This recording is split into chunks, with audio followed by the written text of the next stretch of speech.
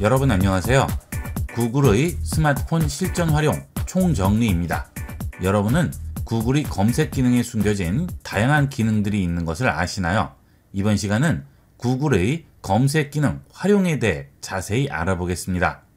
보통 스마트폰에서 구글을 이용해서 검색을 하실 경우에 크롬과 구글을 구분하지 않고 이용하시는데요. 크롬은 검색에 특화된 앱이 되겠고요. 구글 앱은 구글을 좀 더 편리하게 쓰도록 도와주는 앱이 되겠습니다. 기본적인 기능들은 유사하지만 검색 기능 위주로 이용하실 때는 크롬을 이용하시는 게 좋겠고요. 구글에 관련된 여러 가지 기능들을 이용하실 경우에는 구글 앱을 이용하시는 게 좋습니다. 자, 우선 크롬을 실행해 보도록 하겠습니다. 크롬을 실행하게 되면 구글 첫 페이지가 나오게 되죠. 입력창 아래쪽에 보시면 제가 지금까지 방문했던 사이트들이 여기에 쭉 나오게 됩니다. 이걸 이용하면 자주 가는 사이트들은 좀 더 빠르게 접근할 수가 있겠고요. 그 아래에는 기본적인 추천 뉴스들이 나오게 되죠. 이런 추천 뉴스 부분은 설정이 가능합니다. 예를 들어 관심 없는 분야의 뉴스를 차단하고자 할 때는 이 디스커버 목록에서 해당 뉴스의 우측 하단에 있는 점세개 버튼을 눌러줍니다. 그러면 해당 매체의 컨텐츠 표시 안함 또는 해당 뉴스의 주제에 대해서 관심이 없음 이런 식으로 선택을 해주시게 되면 그 다음부터는 해당 매체나 해당 주제에 대한 내용은 나오지 않게 되겠죠. 보고 싶지 않은 뉴스가 자꾸 추천이 되는 경우는 이렇게 차단을 해주시게 되면 좀 더 쾌적하게 이용을 할 수가 있겠죠. 그 다음 입력창에 직접 터치해서 입력을 하셔도 되겠고요. 이 마이크 버튼 누르시면 음성 인식 기능이 실행되면서 음성으로 검색할 수 있습니다. 이렇게 음성으로 검색을 할 수 있겠죠. 그 다음 그 옆에는 카메라 모양이 나오는데요. 이걸 누르시게 되면 카메라로 직접 찍어서 검색을 할 수도 있고요. 또는 내 스마트폰에 저장된 이미지로 검색을 할 수도 있습니다. 예를 들어서 이런 사진을 선택을 하게 되면 이 사진과 비슷한 종류의 사진을 인터넷에서 검색을 한 다음 이 사진에 대해서 알려주게 되겠죠. 롯데 프리미엄 아울렛 타임빌라스라고 하네요. 맞습니다. 정확하게 찾아주게 돼요. 이런 장소라든지 위치, 사물 이런 것들은 이렇게 카메라 기능을 이용을 해서 간단하게 검색할 수 있고요. 그 다음 번역도 할 수 있죠. 번역 터치하고요. 그 다음 번역할 단어를 직접 찍으셔도 되겠고요. 아니면 내 스마트폰에 저장된 사진을 번역할 수도 있겠죠. 좌측에 있는 사진 누르시고요. 텍스트를 선택해 보도록 하겠습니다. 이 텍스트는 직접 손으로 쓴 글씨인데요. 이렇게 손으로 쓴 글씨도 번역을 해주게 되죠. 그 다음 터치하게 되면 해당 단어를 듣거나 이 상태에서 바로 검색할 수도 있습니다. 어느 정도 정자체로 쓰여진 글씨는 별 어려움 없이 번역을 해주게 됩니다. 그 다음은 우측 상단에 있는 점세개 버튼 누르시면 여기에 새 시크릿 탭이라고 나오게 되죠. 이 새 시크릿 탭을 이용을 하면 내가 방문했던 기록이라든지 검색했던 기록들이 스마트폰에 남지 않습니다. 이 새 시크릿 탭으로 접속을 한 사이트에서 피싱 앱이 설치가 되더라도 시크릿 탭을 종료하면 그 피싱 앱도 같이 삭제가 되겠죠. 보안상 불안할 경우에는 새 시크릿 탭을 이용을 해서 접속하시면 좀 더 안전하게 이용할 수 있습니다. 시크릿 탭 선택하시면 시크릿 모드로 전환되게 되고요. 방문 기록이라든지 쿠키 및 사이트 데이터, 양식에 입력된 정보가 내 스마트폰에 저장이 되지 않겠죠. 이 경우 내가 방문했던 사이트의 정보가 아예 삭제가 되기 때문에 매번 시크릿 탭을 이용할 때마다 URL은 따로 입력을 해주셔야 됩니다. 다시 뒤로 돌아가겠습니다. 여기서 뒤로 가기 버튼을 누르게 되면 홈 화면으로 돌아오게 되죠. 시크릿 모드를 이용을 하다가 일반 모드로 전환을 할 경우에는 상단에 있는 열린 페이지 버튼 누르시고요. 여기서 시크릿 모드 옆에 있는 일반 모드의 열린 페이지 버튼을 누릅니다. 그러면 여기서 원하는 페이지로 다시 돌아갈 수가 있겠죠. 여기서 기사를 하나 열어보도록 하겠습니다. 자, 이렇게 기사 페이지로 들어왔는데요. 이때 우측 상단 점세개 버튼을 누르시게 되면 페이지에서 찾기 기능이 있습니다. 이 기능은 이 페이지에 있는 단어 중에 내가 원하는 단어를 찾을 수 있는 기능이죠. 페이지에서 찾기 한 다음 건축이라고 입력하면 바로 찾아주죠. 이런 식으로 기사나 웹페이지에 있는 단어를 찾아야 할 경우에는 간단하게 찾아줄 수 있습니다. 자, 다시 점세개 버튼 누르시고요. 이번에는 번역이 있죠. 이렇게 국내 페이지의 경우에는 번역을 할 필요가 없겠지만 해외 사이트에 접속을 하셨을 때 번역을 해야 한다면 번역 기능을 이용을 해서 웹페이지 내용을 번역을 할 수 있습니다. 해외 사이트에 들어가 보도록 할까요? 해외 CNN 사이트로 왔는데요. 여기서 우측 상단 점세개 누르시고 번역해 주시게 되면 바로 한국어로 바꿔주게 됩니다. 간단하게 이용을 할 수 있죠. 스마트폰에서 웹사이트에 접속을 했을 경우에는 스마트폰에 최적화가 되어 있는 상태이기 때문에 번역을 하게 되면 PC보다 훨씬 빠른 속도로 번역을 해주게 됩니다. 요즘은 해외 사이트도 많이들 보시는데요. 그런 경우에는 이렇게 번역 기능을 이용을 해서 간단하게 검색을 해주시면 되겠습니다. 자, 그 다음 다시 점세개 버튼 누르시면 이번에는 홈 화면에 추가라고 있죠. 자주 방문하는 사이트일 경우에는 홈 화면에 추가를 하시게 되면 브라우저 열고 접속할 필요 없이 홈 화면에서 터치 한 번으로 원하는 사이트를 열어줄 수가 있겠죠. IB96 사이트로 왔는데요. 이 IB96 사이트를 홈 화면에 추가해 보도록 하겠습니다. 홈 화면에 추가합니다. 추가했습니다. 그러면 이렇게 버튼을 생성하라고 나오죠. 추가합니다. 홈 화면으로 들어가 보겠습니다. 이렇게 배지가 추가가 됐죠. 이렇게 추가한 배지는 크롬에서 생성한 배지이기 때문에 여기에 크롬 표시가 나오게 됩니다. 이 배지 터치하시게 되면 크롬에서 IB96 사이트가 열리게 되겠죠. 간단하고 빠르게 접속할 수 있습니다. 자주 접속하는 사이트들은 이렇게 만들어서 이용해 보도록 하세요. 자, 이게 크롬 기능이고요. 구글은 좀 더 구글을 이용하기 편리한 여러 가지 기능들을 제공을 하겠죠. 구글로 들어갑니다. 자, 그러면 여기에 검색이라고 나오는데요. 크롬과 동일하게 마이크와 카메라 버튼이 있는데 그 아래에 보시면 노래를 검색할 수도 있고 제품 구매 기능도 있고요. 텍스트 번역 기능도 있고 사진 검색 기능, 과제 풀기 기능들을 아예 기본 페이지에서 제공을 하게 됩니다. 노래 검색의 경우에는 노래 검색 터치하시고 알고자 하는 음악을 틀어주면 바로 검색을 해주게 됩니다. 자, 해볼까요?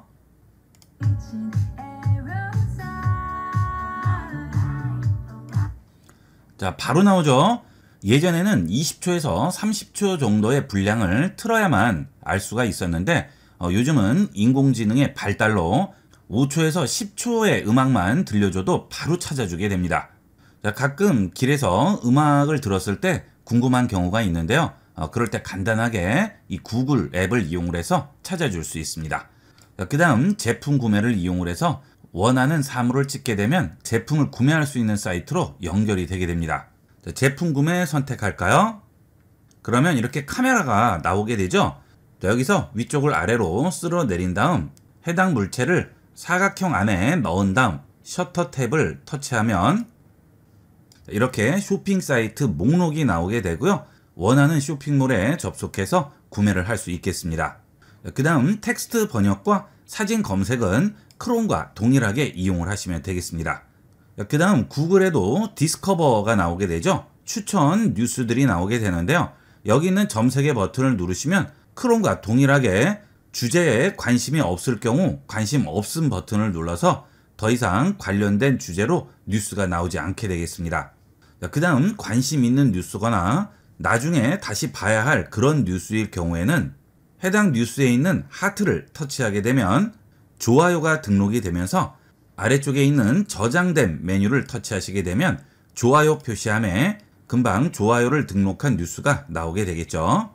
그리고 해당 뉴스를 공유 버튼을 이용을 해서 다른 사람과 공유할 수도 있습니다.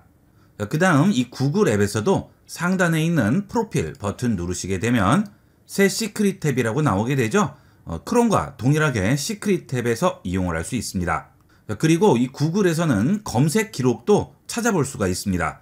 검색 기록이 지금 저장 중으로 되어 있죠. 검색 기록 터치하시게 되면 제가 지금까지 검색했던 내용들을 여기서 전부 확인할 수 있어요. 자, 그 다음에 달력 표시를 누른 다음 내가 원하는 날짜에 검색한 기록도 찾아줄 수 있겠죠.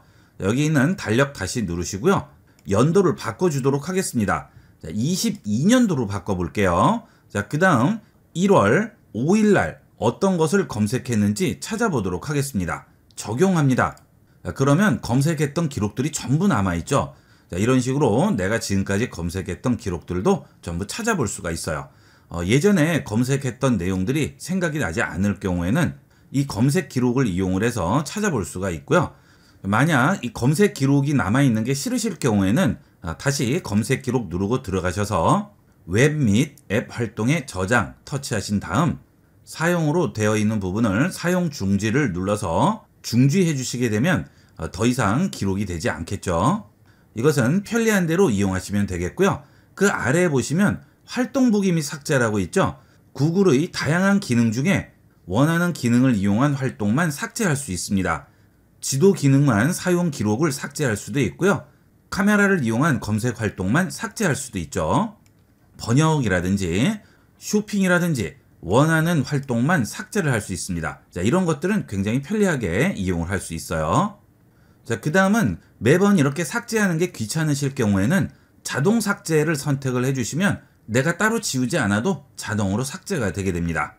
자, 그런데 이 검색 기록은 그대로 유지하시는 게 이용하실 때는 좀 더 편리하게 이용을 할 수 있습니다. 예전에 검색했던 기록들을 가끔 찾아야 할 경우가 있는데요. 기록이 돼 있지 않으면 찾을 수가 없죠. 특별히 검색 기록을 삭제해야 할 경우가 아니라면 이 기능은 켜고 이용을 하시는 게 좀 더 편리하게 이용을 할 수 있겠습니다. 이렇게 해서 구글 크롬 앱과 구글 앱의 기본 활용 방법에 대해서 알아봤는데요. 스마트폰에서 가장 많이 쓰는 기능 중에 구글 크롬과 구글 앱이 있죠. 잘 익혀두시고 좀 더 편리하게 활용해 보도록 하세요.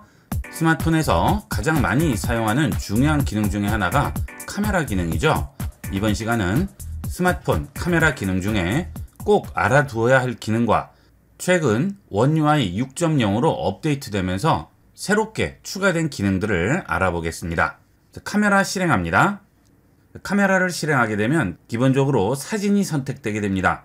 그 옆에 보면 동영상도 있고 인물 사진도 있죠. 영상을 찍으실 경우에는 동영상 선택해 주시면 되겠고요. 사진을 찍으실 때는 사진 선택하면 되겠습니다.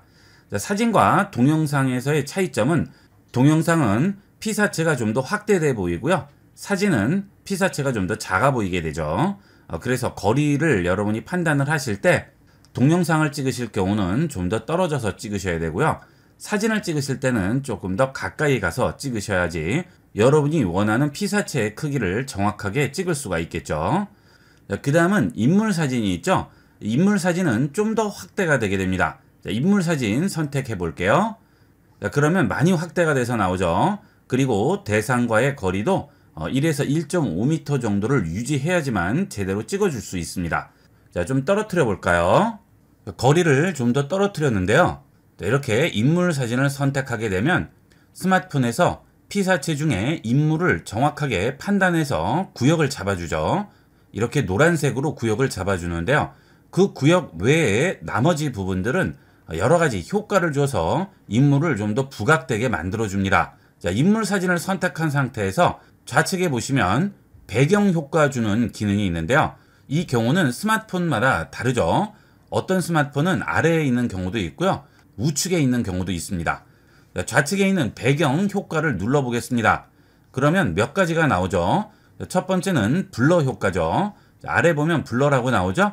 자, 그 다음 그 위에는 스튜디오 효과라고 하고요. 하이키 모노, 그 다음은 로우키 모노, 그 다음은 컬러 배경, 그 다음은 컬러 포인트가 되겠습니다. 그리고 각 효과마다 어느 정도 효과의 강도를 줄지 여기 있는 슬라이드로 조정을 해줄 수가 있겠죠. 원 UI가 6.0으로 업데이트 되면서 배경 효과도 더 많이 생겼는데요. 기존에는 블러와 회전 효과 같은 몇 가지만 있었는데 좀 더 다양한 효과들이 업데이트 됐습니다.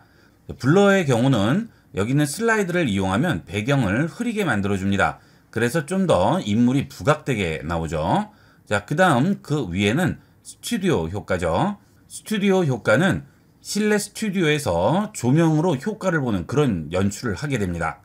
아래쪽에 보시면 조명을 어느 정도로 줄지 여기서 조절을 해줄 수가 있겠죠.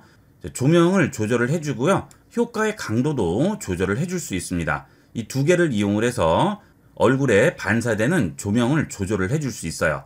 그러면 피부가 훨씬 부드러워지고 화사한 인물 사진을 찍을 수가 있겠습니다. 그래서 프로필 사진 같은 거 찍을 때 스튜디오에서 찍는 이유가 이런 조명 때문에 그렇죠. 자, 그 다음은 하이키 모노가 되겠습니다. 이 하이키 모노는 전체 화면을 흑백으로 만든 다음 밝은 부분을 더 밝게 만들어주는 기능이 되겠습니다. 어두운 부분은 그대로 유지가 돼요. 자, 이 밝기를 조절을 해주게 되겠죠. 자, 그러면 얼굴 같은 부분들이 좀 더 부드러워지고 사진 작가가 찍은 것 같은 그런 효과를 연출해낼 수가 있습니다. 자, 좌측으로 올려서 밝은 데를 더 올려줄 수가 있고요. 우측으로 내리면 밝은 곳이 조금 더 어두워지죠. 자, 이렇게 올려주고 여기 있는 효과 강도도 조절을 해서 더 밝게 만들어줄 수가 있습니다. 이렇게 잘 찍으시면 화보 사진 같은 그런 사진을 찍을 수가 있어요. 컬러로만 찍지 마시고요. 이런 식으로 흑백으로도 멋지게 연출을 해보도록 하세요. 그 다음은 반대되는 기능인 로우키 모노가 되겠습니다. 자, 이것은 배경을 아예 어둡게 만들어주죠. 자, 여기도 마찬가지로 빛의 세기를 조절할 수 있고요. 효과 강도도 조절해 줄 수 있습니다. 인물에 집중이 되게 하기 위해서 배경을 일부러 까맣게 만드는 경우가 있겠죠. 자, 그럴 때 이용하게 됩니다. 그 다음은 컬러 배경인데요. 이 컬러 배경은 그린 스크린이라고 하죠. 이 그린 스크린을 가장 잘 볼 수 있는 곳은 뉴스 방송이죠. 여러분이 뉴스 보시면 기상캐스터가 날씨를 알려주는 화면이 나오게 되는데요. 그때 기상캐스터 배경이 기상도로 바뀌게 되죠. 자, 그런 것들은 기상캐스터는 이런 그린 스크린 앞에서 찍고요. 뒤쪽 기상도와 합성을 하는 것이 되겠습니다. 그 다음에 뉴스에서 앵커가 뉴스 방송을 할 때 뒷배경이 바뀌는 경우가 많죠. 자, 뉴스는 거의 이런 그린 스크린을 이용을 하신다고 보시면 되겠습니다. 그 다음은 컬러 포인트인데요. 컬러 포인트를 눌러주시게 되면 화면에 있는 피부톤을 스마트폰이 감지를 한 다음 그 피부톤을 좀 더 살려주게 됩니다. 이 경우 중심이 되는 피사체가 여기 있더라도 그 주위에 피부색과 비슷한 톤들이 있으면 전부 피부톤을 살려주게 되죠. 피부톤이 어두운 분들은 이 컬러 포인트를 이용을 해서 좀 더 피부톤을 살려주시면 깔끔한 인물 사진을 찍을 수가 있겠습니다. 상황에 맞춰서 이 인물 사진만 잘 이용을 하셔도 여러분이 지금까지 찍었던 인물 사진과는 완전히 다른 사진을 찍을 수가 있고요. 원UI 6.0으로 업데이트되면서 이 기능이 훨씬 더 좋아졌습니다. 업데이트 전에는 이 경계 부분이 흐려져서 효과를 보려면 정확한 위치를 잡아야 돼서 어려움이 많았는데요. 원UI 6.0부터는 인공지능의 도움을 받아서 훨씬 나은 결과물을 보여주게 됩니다. 자, 그 다음은 상단에 보시게 되면 비율이 나오죠. 자, 가로 세로 비율인데요. 3대4, 9대16, 1대1, 5대6 이렇게 4가지 종류로 찍을 수가 있습니다. 보통 3대4 같은 경우에는 일반 카메라로 찍는 가로 세로 비율이죠. 일반적으로 사진을 찍을 때는 거의 3대4로 찍는 경우가 많고요. 자, 그 다음 이렇게 찍은 사진을 영상에 합성을 할 거예요. 또는 영상으로 가져갈 겁니다. 슬라이드 쇼를 만들 거예요. 이럴 경우에는 9대16을 이용하게 되죠. 여러분들이 보시는 영상들, TV나 유튜브, 그 외에 영화 거의 모두 9대16 비율을 이용합니다. 그래서 일반 사진 찍을 때보다는 영상 같은 걸 이용을 하실 때 9대16을 이용하시면 나중에 편집할 때도 비율이 맞기 때문에 작업이 훨씬 수월하게 되겠죠.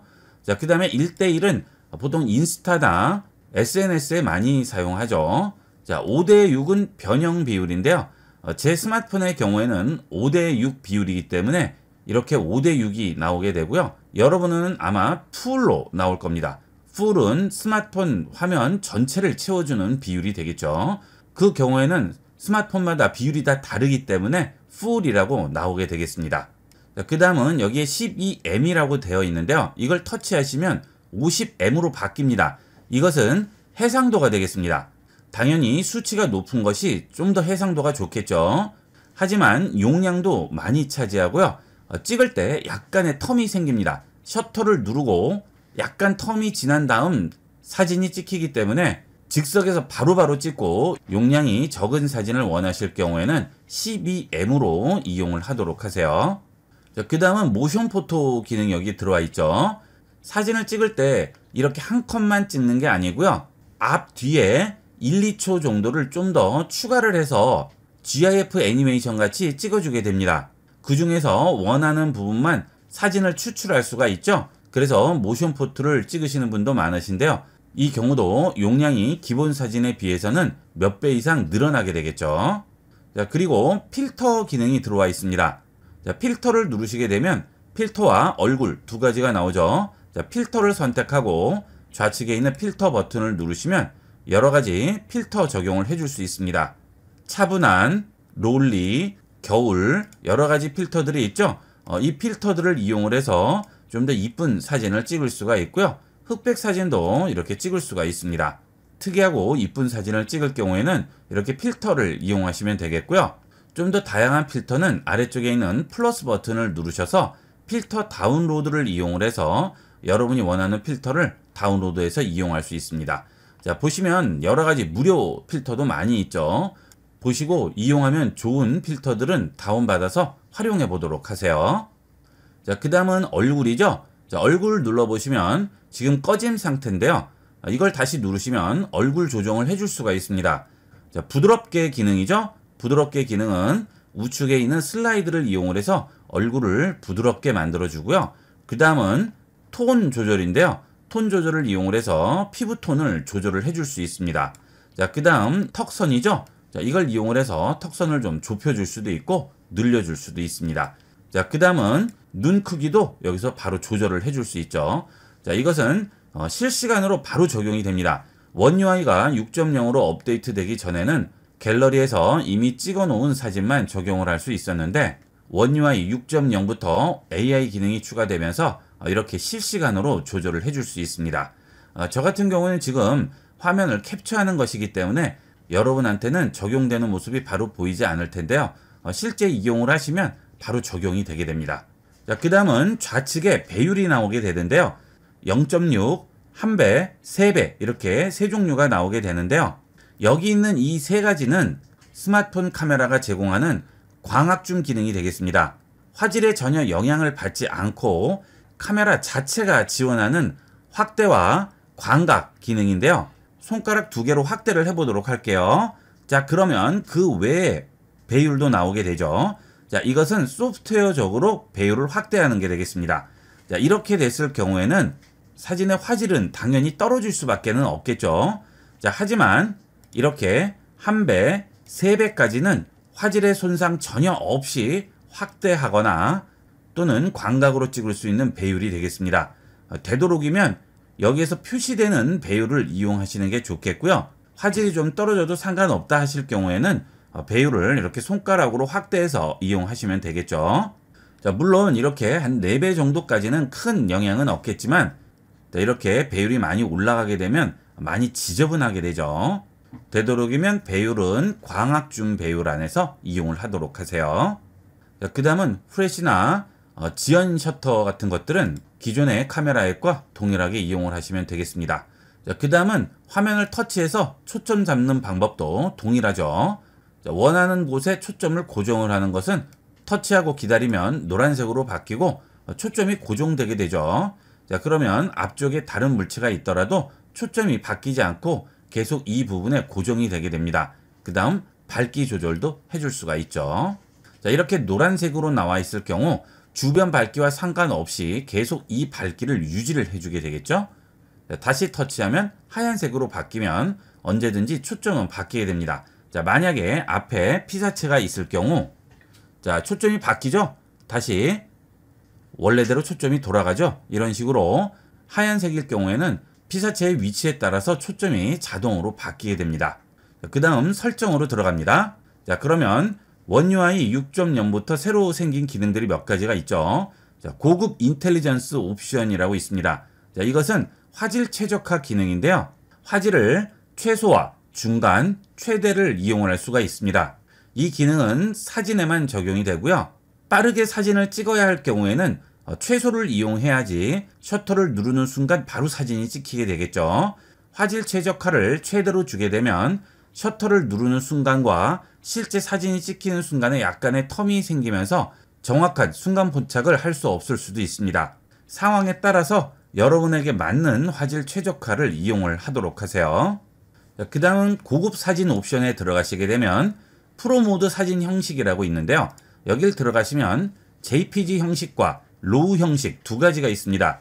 JPG 형식은 사진의 표준 저장 방식이기 때문에 어디서든 다 열어볼 수 있죠. PC, 스마트폰 이런 기기를 가리지 않고 특별한 앱이 없더라도 웹 브라우저에서도 열어볼 수가 있는 반면 로우 형식은 후 보정 시에 좀 더 다양하게 여러 가지로 조절을 할 수가 있는 반면에 로우 파일을 열 수 있는 전용 프로그램이 필요하죠. 로우 형식은 일반적인 사진 보는 프로그램에서는 열 수가 없습니다. 로우만 열 수 있는 프로그램이 따로 있죠. 전문적으로 사진 찍고 공부하시는 분들은 로우 형식으로 저장하시는 게 좋겠지만 일반적으로 이용을 할 때는 JPG 형식을 이용하시고요. 혹시나 나중에 전문적인 사진 후보정 작업이 필요할 수도 있을 경우 로우 및 JPG로 같이 저장을 해주시면 되겠죠.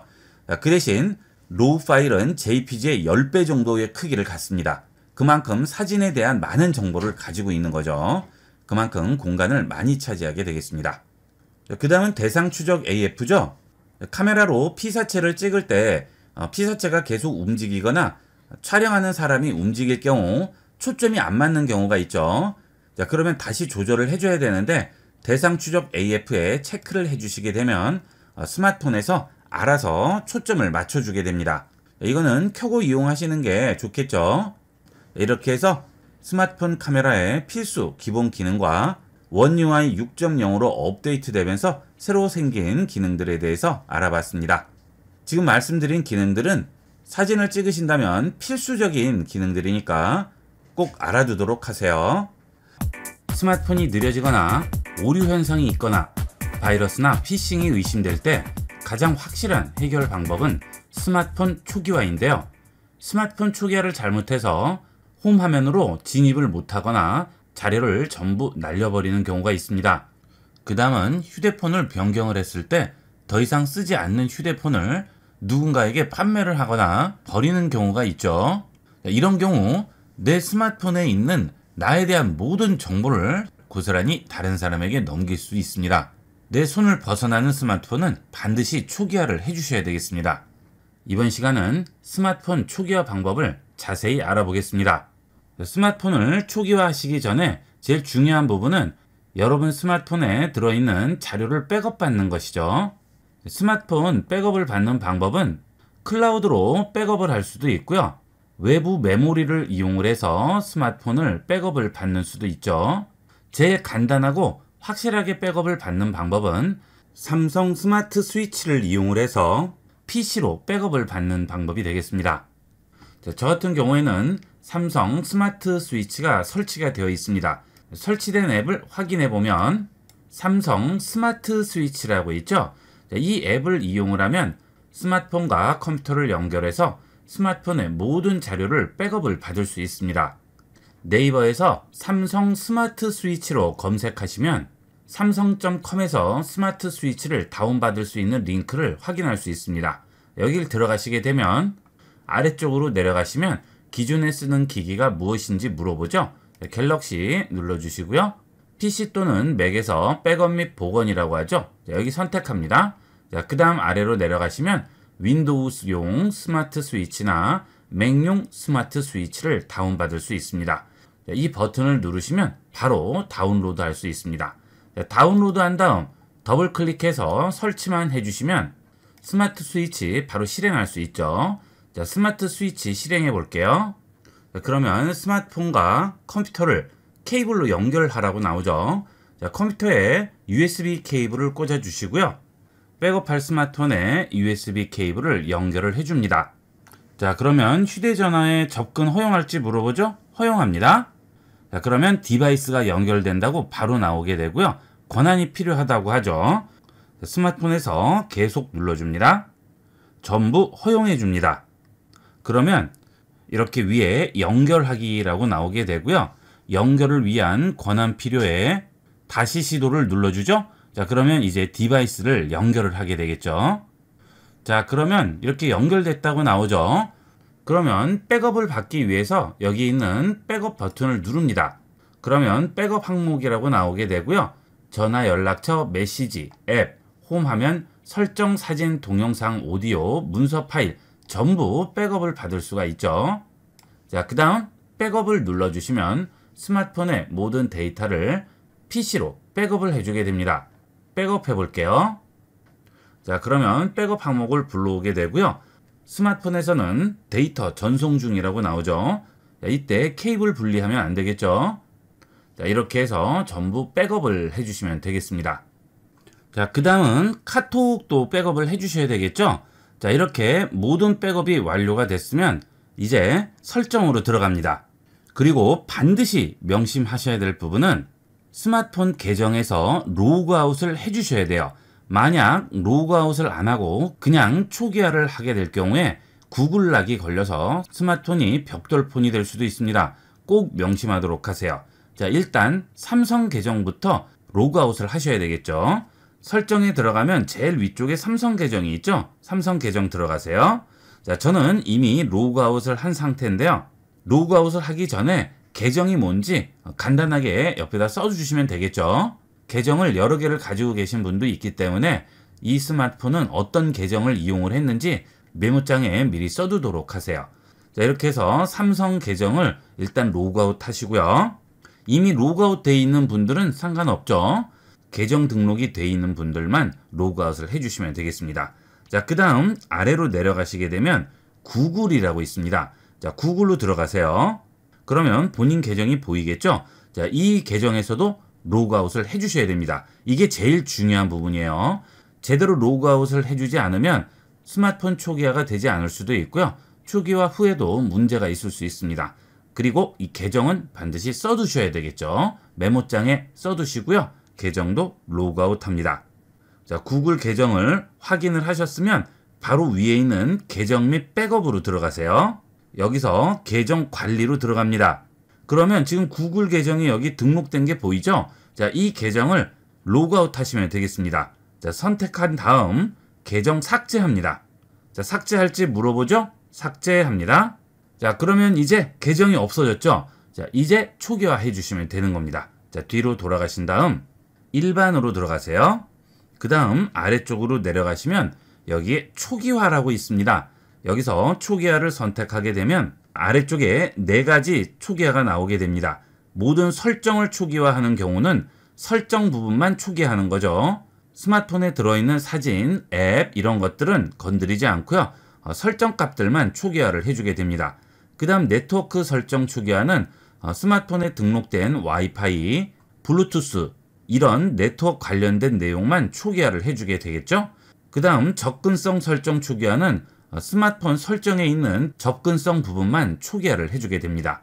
자, 만약 여러분이 스마트폰을 이용하시다가 설정을 이거저거 만지시다 보면 설정이 전부 꼬이는 경우가 있죠. 내가 어떤 설정을 어떻게 했는지도 기억이 나지 않고 어디서 했는지도 모릅니다. 그럴 때는 모든 설정 초기화를 해서 설정을 다시 잡아주시면 돼요.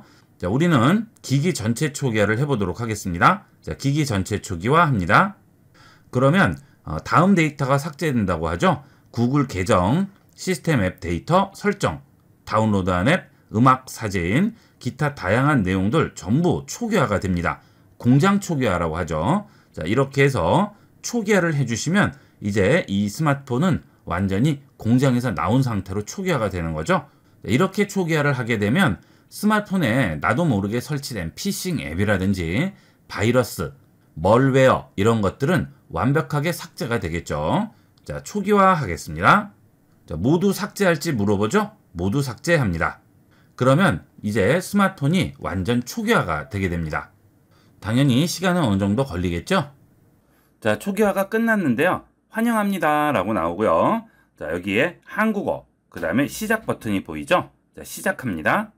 자, 시작하기 전에 라이선스 동의할지 물어보죠. 모두 동의합니다 체크하시고요. 동의합니다. 그러면 와이파이 네트워크 선택하라고 나올 거예요. 일단 스마트폰 초기화 후에 뭔가를 설치하려면 인터넷이 연결이 돼야 되기 때문에 와이파이는 미리 설정을 해주셔야 되겠죠. 와이파이 선택하신 다음 비번 입력을 해주시면 되겠습니다. 자, 연결하시게 되면 와이파이가 연결이 되겠죠. 다음 합니다. 준비 중이라고 나오고요. 시간이 몇 분 정도 걸리게 됩니다. 그 다음은 앱 및 데이터 복사인데요. 이거는 다른 기기에서 이 기기로 앱과 데이터를 복사하는 건데요. 우리는 스마트 스위치로 이미 PC에 백업을 해놨죠. 자, 그렇기 때문에 이건 그냥 넘어가도록 하겠습니다. 복사 안 함합니다. 자, 구글 로그인 하라고 하네요. 자, 이 구글 로그인은 뭘 써주면 될까요? 앞서 설명드릴 때 구글 계정에서 로그아웃 하시라고 말씀드렸죠.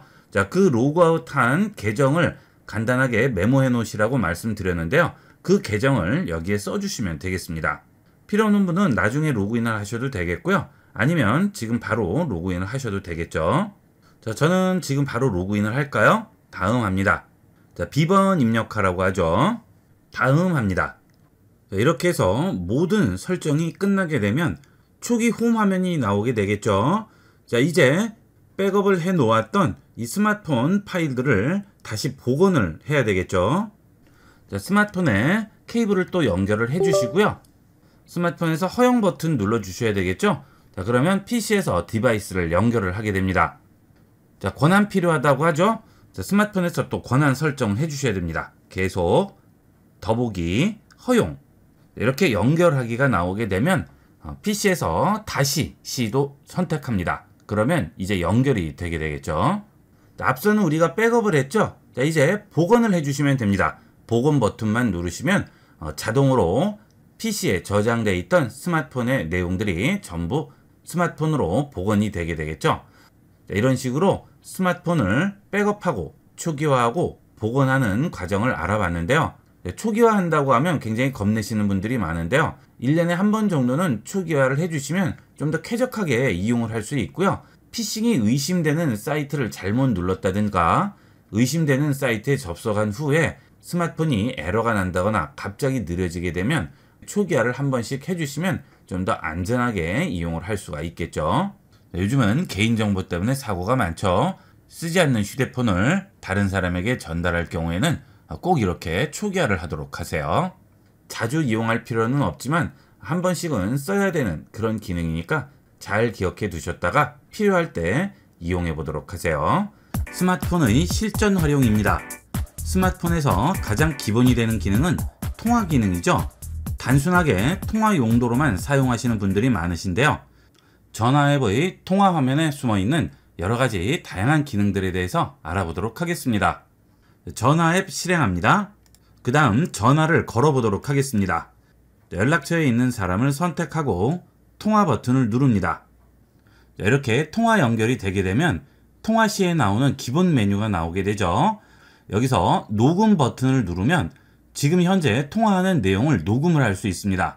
녹음 버튼 눌러볼게요. 자, 그러면 지금 통화하는 내용들이 녹음이 되게 되겠죠. 그리고 초록색으로 바뀌게 됩니다. 자, 이것을 다시 누르면 녹음이 끊어지게 되겠죠. 그 다음 요즘은 혹시 모를 일에 대비해서 통화 내용을 녹음을 하는 경우가 많은데요.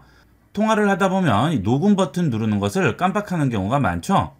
자, 그럴 때 통화 연결이 되면 자동 녹음이 되게끔 설정할 수가 있습니다. 그것은 전화기 앱 실행을 하시면 우측 상단 점 3개 버튼이 나오죠. 점 3개 버튼 누르시고 설정으로 들어갑니다. 그러면 통화 녹음이라고 나오죠. 통화 녹음 누르시면 통화 자동 녹음 기능이 있습니다. 여기를 체크해 주시게 되면 통화 연결이 되면 자동으로 녹음이 되게 됩니다. 그 다음 녹음된 통화를 들어보려면 아래쪽에 있는 녹음한 통화 버튼 누르시게 되면 통화 중에 녹음한 내용들을 전부 확인을 할 수 있습니다. 그 다음 통화한 내용을 텍스트로 변환을 할 수도 있습니다. 녹음된 해당 파일을 터치하게 되면 연결 프로그램이라고 나오는데요. 여기서 음성 녹음을 눌러줍니다. 한 번만 눌러줍니다. 그러면 통화 내용을 들을 수 있는데요. 아래에 있는 음성 녹음에서 열기를 선택을 해주시게 되면 지금 통화한 내용을 텍스트로 바꿔줄 수가 있죠. 우측 상단 점 3개 버튼 누르시고요. 음성을 텍스트로 변환 선택합니다. 그 다음 아래쪽에서 변환 버튼을 눌러주시게 되면 지금 통화한 내용들을 이렇게 텍스트로 변환을 해줄 수 있습니다. 통화 내용들을 간단하게 정리를 할 필요가 있다던가 할 때는 이렇게 텍스트로 변환을 해서 정리를 해주시면 되겠어요. 그 다음 정지 버튼 누르면 텍스트로 변환한 것을 저장을 해줄 수가 있죠. 아래쪽에서 저장 눌러주시면 텍스트로 저장이 되게 됩니다. 자, 그 다음은 영상통화 기능인데요. 이렇게 음성으로 통화하는 도중에 영상통화 버튼을 누르시면 바로 영상통화로 전환이 되게 됩니다. 그러면 영상통화 버튼을 눌러보도록 하겠습니다. 자, 그러면 기다리는 중이라고 나오죠. 자, 상대편에게 영상통화를 허락하겠냐는 수락 버튼이 뜨게 됩니다. 자, 상대편이 수락을 하게 되면 이쪽에 상대편 모습이 나오게 되겠죠. 자, 상대편이 수락해 보도록 하겠습니다. 그러면 상대편이 좌측에 작게 나오게 되고요. 내 화면이 전체 화면으로 나오게 되죠. 자, 영상통화를 할 경우에는 내가 내 얼굴을 볼 필요는 없기 때문에 내가 좌측에 있는 작은 화면으로 보이는 게 낫겠죠. 자, 그럴 때는 좌측에 있는 작은 화면을 2번 터치합니다. 그러면 화면이 바뀌게 되죠. 상대편이 중앙에 크게 보이게 되고요. 나는 좌측에 작게 나오게 됩니다. 자, 이 상태에서 화면을 한번 터치할게요. 자, 그러면 메뉴가 또 나오게 되죠.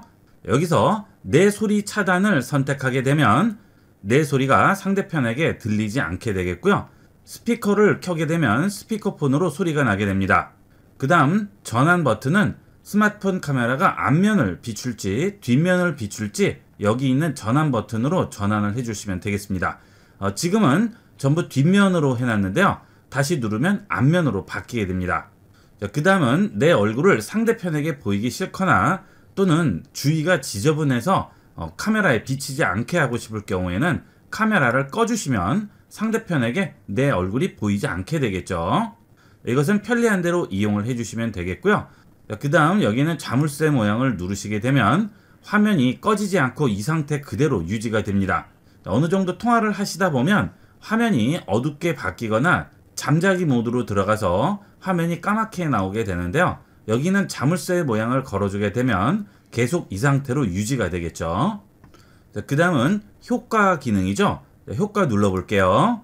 레이아웃이 나오죠. 레이아웃은 지금 현재 보이는 화면을 이렇게 위아래로 보이게 할지 아니면 원래 보이던 대로 보이게 할지 여기서 레이아웃을 지정할 수 있고요. 그 다음 필터 이모지 스티커는 내 얼굴을 꾸미는 것이기 때문에 상대편과 내 화면이 전환이 되게 됩니다. 필터를 누르시면 화면이 전환이 되죠. 내 얼굴이 이쪽에 나오게 되겠죠. 전면 카메라로 전환을 했는데요. 그 다음 효과로 들어가 보겠습니다. 그 다음 필터 누릅니다. 원본의 경우에는 내 얼굴이 그대로 나오고요. 블러를 누르게 되면 내 얼굴 주위 배경이 전부 블러로 바뀌게 되죠.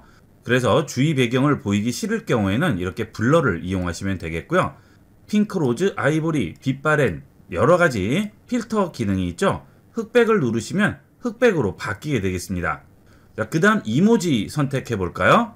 그러면 몇 가지 이모지가 나오죠. 자, 이 이모지 버튼을 누르시게 되면 내 얼굴이 이모지로 변경이 됩니다. 눌러볼게요. 자, 그러면 이렇게 내 얼굴에 이모지가 씌워지게 되죠. 내 움직임, 내 입모양을 그대로 이모지가 따라가게 됩니다. 얼굴을 보이기 싫을 경우에는 이렇게 이용하셔도 되겠죠. 자, 그 다음 두 번째 눌러볼까요? 자, 이런 모양, 그 다음에 또 이런 모양도 있죠. 자, 이런 식으로 여러가지 이모지로 내 얼굴을 가려줄 수 있습니다. 자, 이런 것들은 편리한 대로 이용을 하시면 되겠습니다. 자, 그 다음 스티커 있죠. 스티커 눌러볼게요. 자, 스티커는 또 다른 모양이 나오죠. 자, 이런 식으로 스티커로 가려줄 수 있습니다. 얼굴 움직임이 그대로 따라서 움직여요. 필요 없으시면 X 눌러주시면 되겠습니다. 자, 뒤로 돌아갑니다. 여기서 다시 음성통화로 돌아가실 때는 상단에 있는 전화기 버튼 눌러주시면 다시 음성통화로 전환이 되게 됩니다. 자, 간단하게 영상과 음성통화를 전환을 해줄 수 있습니다. 그 다음은 블루투스인데요. 이 통화 화면에 블루투스가 있는 이유는 뭘까요? 상대편 목소리를 블루투스 스피커로 들을 수 있는 거죠. 여기 있는 스피커를 누르면 스마트폰으로 소리가 나오게 되겠고요. 블루투스를 눌러서 원하는 블루투스 스피커를 연결을 하게 되면 스마트폰에서 나오는 소리가 블루투스 스피커로 나오게 되겠습니다. 그 다음 키패드 누르시면 키패드가 나오게 되죠. 다시 누르면 숨겨지기가 되겠습니다. 그 다음은 우리가 AS 센터라든지 콜센터 같은 곳에 전화를 걸면 잠시 기다리시라고 하고 음악 소리가 나오는 경우가 있죠.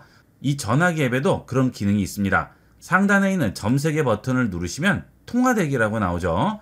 이 통화대기를 눌러주시게 되면 상대편 전화기에서 음악이 나오고요. 내 소리가 상대편에게 전혀 들리지 않게 되겠죠. 통화 대기 상태가 되겠습니다. 내 쪽에서 나는 소리가 잠시 들리지 않았으면 하는 상황에서는 통화 대기 눌러줍니다. 그러면 상대편 전화기에 음악 소리가 나오게 되고요. 내 스마트폰 주위에서 나는 소리는 상대편에게 들리지 않겠죠. 그 다음 일이 다 끝났을 경우에는 다시 통화 버튼 누르시면 다시 통화가 연결이 되게 됩니다. 시끄러운 상황에서 전화를 받았을 때 잠시 자리를 이동해서 다시 받아야 된다든가 할 때는 전화기 끊지 마시고 통화 대기를 이용을 해서 이동한 다음 다시 통화를 하시면 되겠죠. 그 다음 다시 상단 점세개 버튼 누릅니다. 그 다음은 연락처 보기죠. 이 연락처 보기는 상대편에 대한 정보를 볼 수가 있습니다. 연락처에 지금 통화하는 사람의 정보가 기록이 돼 있을 경우 이렇게 다 볼 수가 있죠. 메일 주소, 생년월일, 그 다음 메모도 나오게 되죠. 거래처고, 취미가 낚시고, 기념일이 나오네요. 자, 이런 식으로 확인할 수 있죠. 자, 만약 다른 정보를 더 추가해야 된다고 할 때는 여기 있는 편집 버튼을 누르시고요. 여기서 다른 정보를 또 추가하시면 되겠죠. 항목 더보기 누르면 더 많은 정보를 기록을 할 수 있습니다. 그 다음은 통화하는 도중에 상대편에게 메시지를 보내야 할 일이 있죠. 주소를 보낸다든지 계좌번호를 보내야 된다든지 또는 텍스트로 상대방에게 뭔가 전달해야 되는 내용이 있을 경우에는 상단 점세개 버튼 누르시고요. 메시지 보내기 누릅니다. 그러면 문자 앱이 실행이 되죠. 여기서 바로 문자를 전송할 수 있어요. 자, 통화 중의 기능입니다 라고 전송을 했습니다. 자, 그러면 바로 상대편에게 통화 중에도 문자가 가게 되겠죠. 자, 다시 열린 앱 선택합니다. 그러면 원래대로 돌아오게 되겠죠. 자, 이런 식으로 통화 중에 다양한 기능들을 활용할 수가 있습니다. 그냥 보통 통화만 하시는데요. 통화 중에 이런 기능들을 이용해서 좀 더 유용하게 활용을 할 수가 있겠죠. 그 다음 통화 중 메뉴가 안 보이는 경우가 있어요. 자, 예를 들어 홈 버튼을 눌러서 홈 화면으로 돌아갔다든지 또는 스마트폰을 귀에 대고 통화하다 보면 잠금 모드로 전환이 되게 되죠. 자, 그러면 전화기 앱 화면이 나오지 않습니다. 자, 그럴 때는 상단을 터치해서 아래로 내리시고요. 여기 통화하고 있다는 버튼이 하나 나오게 되죠. 여기 통화하고 있다는 알림 버튼이 하나 나오게 되죠. 자, 이걸 터치합니다. 그러면 다시 언제든지 통화 화면으로 돌아올 수 있습니다. 통화 화면이 보이지 않으실 경우에는 이렇게 간단하게 돌아오시면 되겠습니다. 이렇게 해서 이번 시간은 전화기 앱의 통화 중에 활용할 수 있는 여러 가지 편리한 기능들을 알아봤습니다. 스마트폰의 가장 기본되는 기능이 전화 기능이기 때문에 이런 기능들은 많이 활용할 수가 있겠죠. 많이 이용해 보도록 하세요. 스마트폰의 네이버 앱 실전 활용 총정리입니다. 여러분은 스마트폰 연락처를 간단하게 네이버에서 관리하고 네이버로 백업할 수 있다는 것을 아시나요? 이번 시간은 네이버의 주소록 기능에 대해 자세히 알아보겠습니다. 스마트폰의 연락처는 전화기 앱 실행하면 하단에 있는 연락처 버튼을 눌러서 확인할 수 있죠.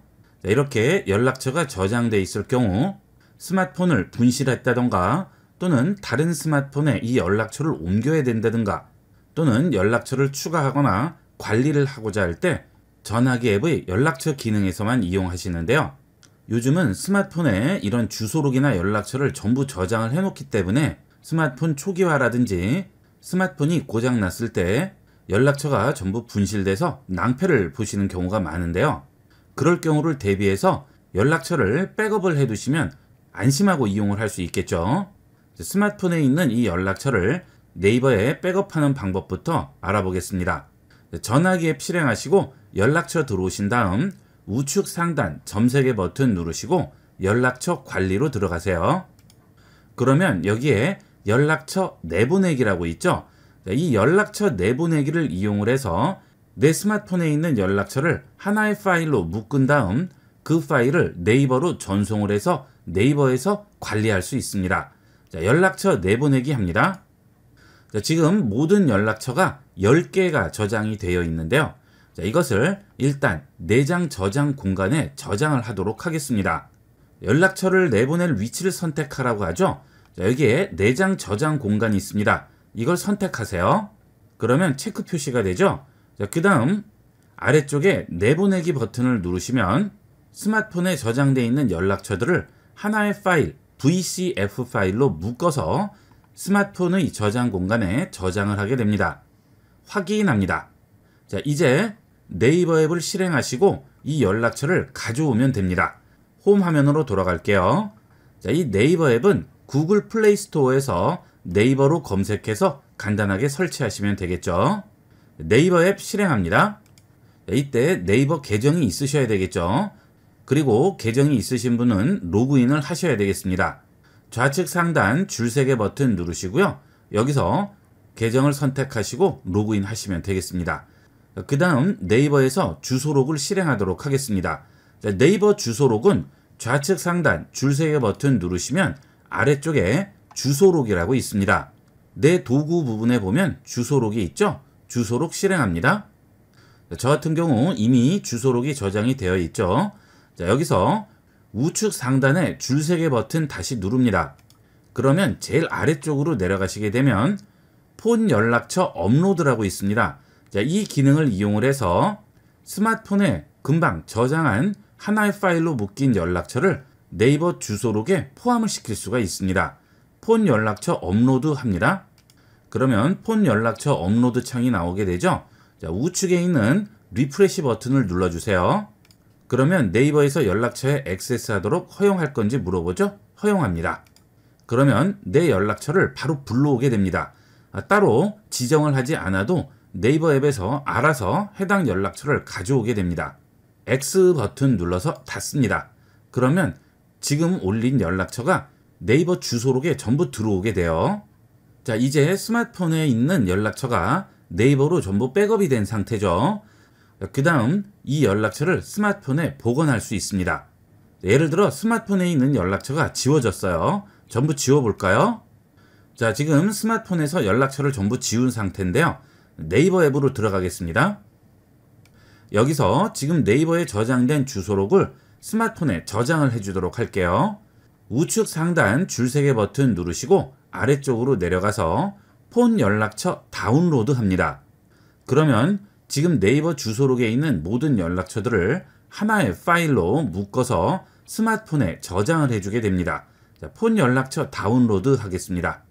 폰 연락처 다운로드 하기 옆에 있는 내려받기 버튼 눌러줍니다. 다운로드 하겠냐고 물어보죠? 확인합니다. 다운로드 시작한다고 하죠. 자, 그러면 네이버에 있는 연락처가 내 스마트폰에 저장이 되게 됩니다. 자, 파일 저장했다고 나오죠. 자, 그러면 전화기 앱 실행하시고요. 우측 상단 점세개 버튼 누르시고 연락처 관리로 들어가세요. 그 다음 여기서 연락처 가져오기로 들어갑니다. 그러면 연락처를 가져올 곳을 선택하라고 하죠. 휴대전화나 클라우드 저장 공간인데요. 터치합니다. 그러면 내 스마트폰에 있는 다운로드 폴더가 기본 위치로 지정이 되죠. 자, 이 다운로드 폴더 터치합니다. 그러면 지금 내려받은 연락처 파일이 여기 들어있네요. 네이버 contact.vcf라고 되어 있죠.